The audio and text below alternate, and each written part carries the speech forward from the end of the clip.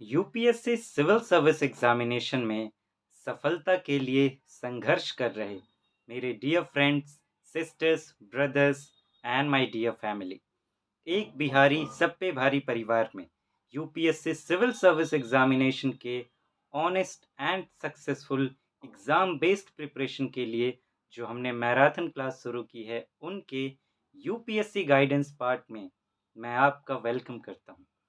Friends, अभी हम लोग सीखने की कोशिश कर रहे हैं कि क्रिटिकल एनालिसिस स्किल जो है, जिसे विश्लेषण करने की क्षमता भी कहते हैं, इसकी डेवलपमेंट खुद में कैसे की जाए।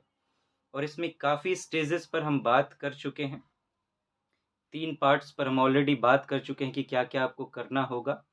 चौथे पार्ट पर अभी हम बात कर रहे हैं, जिसमें हम बात कर रहे हैं कि role of observation and practical thinking, कि ऑब्जर्वेशन का जो आप अवलोकन करते हैं और प्रैक्टिकल थिंकिंग की रियलिटी के बेस पर जब आप सोचते हैं, प्रैक्टिकल लाइफ से कनेक्ट करके चीज़ों को देखते हैं, तो इनकी मदद से कैसे आप इस स्किल को डेवलप कर सकते हैं।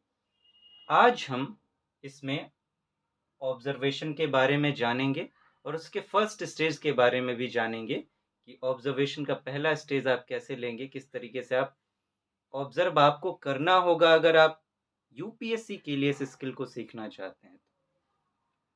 इन पर हम पहले भी बात कर चुके हैं। अब प्रैक्टिकली हम बातें करना शुरू करेंगे कि आप क्या-क्या कदम उठाएंगे इसके लिए।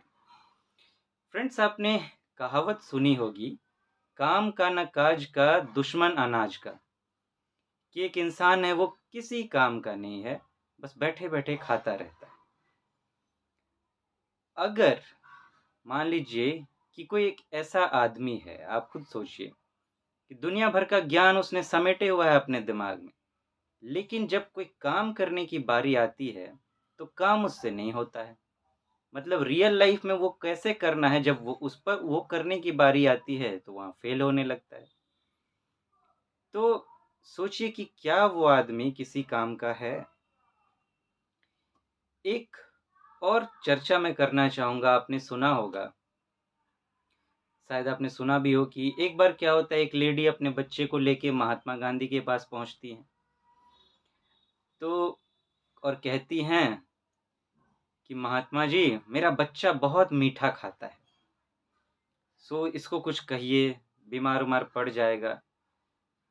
तो महात्मा गांधी के पास 2 रास्ते थे। एक, वो तो ज्ञानी तो थे ही, दुनिया भर का ज्ञान उसको पखारने लगे कि बच्चा, मीठा खाने से बहुत प्रॉब्लम हो सकता है, ज़्यादा मीठा खाओगे, उस मीठे को व्हाइट पॉइज़न बोलते हैं, चीनी ज़्यादा खाओगे, मीठा ज़्यादा खाओगे, तो बीमार पड़ जाओगे, आगे जाके डायबिटीज़ की शिकायत हो सकती है। ऐसा मत करो बच्चा, दुनिया भर का ज्ञान देके उसको निपटा देते। कर सकते थे, लेकिन क्या इससे बात बन जाती? महात्मा गांधी ने क्या किया? क्या कहा जानते हैं कि आप इसको 1 हफ्ते के बाद लेकर आइए। वो भी सोचने लगी कि ये तो सीधा बोल सकते थे, 1 हफ्ते के बाद क्यों बुला रहे हैं, फिर भी चली गई। अब महात्मा गांधी की प्रॉब्लम ये थी कि वो भी बहुत मीठा खाते थे। तो उन्होंने सोचा, मैं भी खूब खाता हूँ, पहले मैं खुद पे तो चेक कर लूँ कि मैं इसको छोड़ने के काबिल हूँ भी या नहीं, इसको सच में छोड़ा जा सकता है या नहीं। तो उन्होंने 1 हफ्ता तक बिना मीठा खा के गुजारा, और जब वो लेडी आई तब उन्हें बताया कि किस तरीके से आप इनका, अपने बच्चे का मीठा खाना कम करा सकते हैं, जो ये इतना नहीं खाएगा। तो देखिए, क्यों किया महात्मा गांधी ने ऐसा? क्यों नहीं उन्होंने डायरेक्ट ज्ञान देके छोड़ दिया कि ऐसे-ऐसे करो, ऐसे-ऐसे हो जाएगा?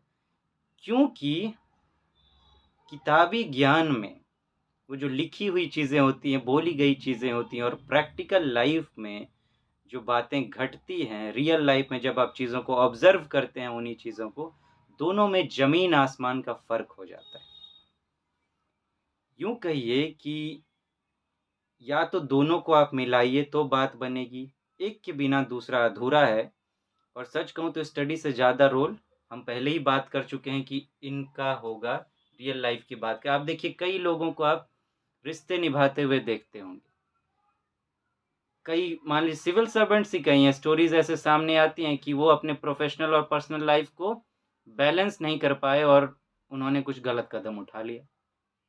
क्यों बैलेंस नहीं कर पाए? किताबों की ज्ञान तो दुनिया भर की उन्होंने ले रखी थी, लेकिन असल जीवन का ज्ञान कि असल जीवन में चीज़ों को कैसे निभाते हैं, बैलेंस करते हैं, ये उन्होंने कभी सीखा ही नहीं, क्योंकि ये चीज़ें किताबें सिखाती ही नहीं हैं। बस बता देती हैं कि हाँ, आप मान लीजिए कपल्स हैं तो एक दूसरे को समान समान नज़र से देखिए, एक दूसरे को समान मानिए, रिस्पेक्ट दीजिए, ये करिए, वो करिए, फलाना-ढिमकाना, अंट-संट पता नहीं कौन-कौन सा बात कहा जाता है। अरे ये कहना बड़ा आसान है, लेकिन जब आप रियल लाइफ़ में इन्हीं चीज़ों को करने जाते हैं, तो वहाँ अलग-अलग घटाएँ निकल कर आती हैं। तो वहाँ पर जब आप ऑब्ज़र्व करेंगे चीज़ों को, तब आपको सच में पता लगेगा कि मुझे असल में क्या करना है। तो दोनों को मिक्स कर चलो समानता देनी है, मान लेते हैं रिस्पेक्ट देनी है, लेकिन कहाँ, कब, कैसे, किस तरीके से, ये जो है आपको ये ऑब्ज़र्वेशन बताएगा, रियल लाइफ़ की चीज़ें बताएँगी। तो फ्रेंड्स ये एक बैकग्राउंड के बारे में मैंने इस तरीके से बातें की हैं ताकि आप समझ सकें कि ये आप किस तरीके से एक तरीके से क्या ज़रूरी है, किस तरीके से करेंगे। अब बात करते हैं ऑब्ज़र्वेशन पर फाइनली अब स्टार्ट करते हैं। फर्स्ट स्टेज की बात करेंगे। फ्रेंड्स किसी भी क्षेत्र में, चाहे वो यूपीएससी की बात हो या किसी भी जगह की बात हो, यहाँ मैं यूपीएससी तक खुद को रोकूँगा कि जब भी आप किसी भी चीज़ को सीखना शुरू करें, तो क्या करें कि सबसे पहले उसे अपने ऊपर अप्लाई करिए।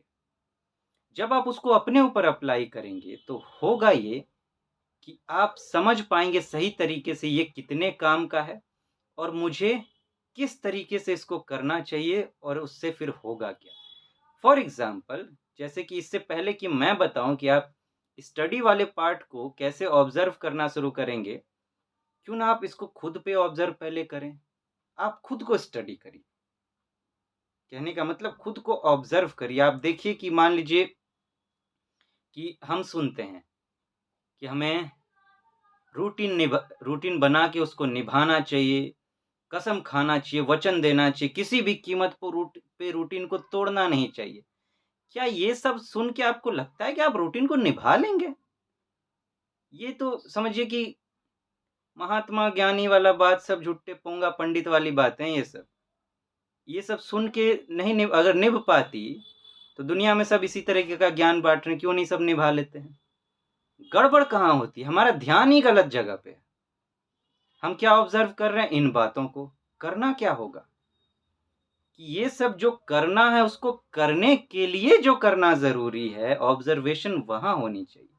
फॉर एग्ज़ाम्पल हो सकता है कि आप रोज़ सही समय पर ना उठ पा रहे हों और आपका ध्यान कहाँ है? हम कहाँ ध्यान रखते हैं? ओहो! आज गड़बड़ हो गई। कल से तो मैं पक्का समय पर उठूँगा। उठ के दिखाऊँगा, चाहे कुछ भी हो जाए, मुझे यूपीएससी क्रैक करना है, मैं उठ के रहूँगा। ध्यान इसी में है और ये टूटे जा रहा है, टूटे जा रहा है, टूटे जा रहा है, निभ ही नहीं पा रहा है, निभ ही नहीं पा रहा है। तो हमारा ध्यान इस बात पर नहीं होता कि हम क्यों नहीं उठ पा रहे हैं, इस बात पर होता है कि हम नहीं उठ पाए, कल उठ के दिखाएँगे। तो आप ऐसे में कभी भी लगातार नहीं कर पाइएगा और कंसिस्टेंसी नहीं आई तो सब बेकार। तो पहले खुद खुद से आप ऑब्जर्वेशन शुरू करिए, खुद को ऑब्जर्व करना शुरू करिए कि मान लीजिए कि आप इस तरीके से खुद को ऑब्जर्व कर रहे हैं, आप स्टडी करिए इस चीज़ को कि मुझे अगर सुबह उठना है समय पर तो मैं क्यों नहीं उठ पा रहा हूँ, इसको ऑब्जर्व करने की कोशिश कीजिए कि फॉर एग्ज़ाम्पल मुझे अगर सुबह उठना है तो क्या उसमें गड़बड़ी आ रही है? सुबह जब मैं उठता हूँ तो क्या होता है? क्या मैंने मोबाइल को अलार्म लगा के बगल में रख रखा है, उस वजह से मैं बंद करके सो जाता हूँ? क्या मैं रात में सही समय पर नहीं सोया था और सोने से पहले क्या 1-2 घंटे तक मैं मशीनों में उलझा हुआ था, मोबाइल वगैरह देख रहा था? इससे भी ऐसा करने से सुबह आलस आ जाती है। तो फिर ऑब्ज़र्व आप क्या करेंगे कि क्या कारण रहे कि ऐसा-ऐसा हुआ और जब कारणों का आपको पता चल जाएगा, बीमारी का पता चल जाएगा, तब आप उस पर काम करना शुरू करेंगे। तो किताबों में आपने क्या देखा कि सही समय पर उठना चाहिए, सही समय पर सोना चाहिए। ठीक है, ये बातें तो ठीक है, लेकिन रियल लाइफ़ में वो चीज़ें बदल जाती हैं। तो स्टार्ट करिए आप अपने हैबिट्स को ऑब्ज़र्व करने की। सिर्फ़ मैंने एक एग्ज़ाम्पल लिया, अपने आप को आप पूरी तरीके से पहले स्टडी करिए, ऑब्ज़र्व करिए, खुद पर एक्सपेरिमेंट्स करिए। फिर आप देखेंगे सही से आप समझ पाएँगे कि ऑब्ज़र्वेशन होता क्या है। आप मान लीजिए एक दिन ऐसा एक्सपेरिमेंट करिए कि आप सुबह उठे हैं, ठीक है? एक दिन आप क्या करिए, अपने आपके दिमाग में होगा कोई एक दिन जब आप उठना चाह रहे थे लेकिन उठ नहीं पाए, वो चीज़ें याद होंगी आपको। अब एक दिन क्या कीजिए कि आप उठने की कोशिश कीजिए या फिर अगर आप उठने की कोशिश कर रहे हैं, नहीं उठ पा रहे हैं, तो मान लीजिए वापस सो गए, कभी तो उठे। उठने के बाद अब आप ऑब्ज़र्व करने की कोशिश करिए याद करके अपने सोच को कि क्या-क्या हुआ? मैं कैसे उठा? क्या दिक्कतें हुई? क्यों मैं उठ नहीं पाया उस तरीके से? इन चीज़ों को ऑब्ज़र्व करिए, अपने एक-एक आदत को इसी तरीके से आप ऑब्ज़र्व करिए, देखिएगा कि आपके अंदर कितनी पावरफुल चेंजेज़ आएँगी और वो पावरफुल चेंजेज़ आपको खुशी देंगी, हैप्पीनेस देंगी, स्ट्रेंथ देंगी और आपको जो आपको चाहिए कि देखिए, आपको अल्टीमेटली निभाना है अपना रूटीन या यूपीएससी के लिए आपको जो तैयारी करनी है, उसके लिए पहले खुद को तो तैयार करना होगा। इस तरीके से आप खुद को भी तैयार करते चले जाएँगे। खुद आप फिट होते चले जाएँगे, सर्वाइवल ऑफ द फिटेस्ट की बात है यहाँ। तो जब आप खुद पर इसको एक्सपेरिमेंट कर लेंगे, अब आप स्टडी पर आएँगे, जो हम अगले स्टेज में बात करेंगे। जो सेकंड स्टेज होगा हमारा, तब आप देखेंगे कि ऑब्जर्वेशन पावर जो है, किस तरीके से हमारे अंदर डेवलप हो रही है। तो फ्रेंड्स फिर मिलते हैं। Thank you so much. Have a nice day. नमस्ते जी।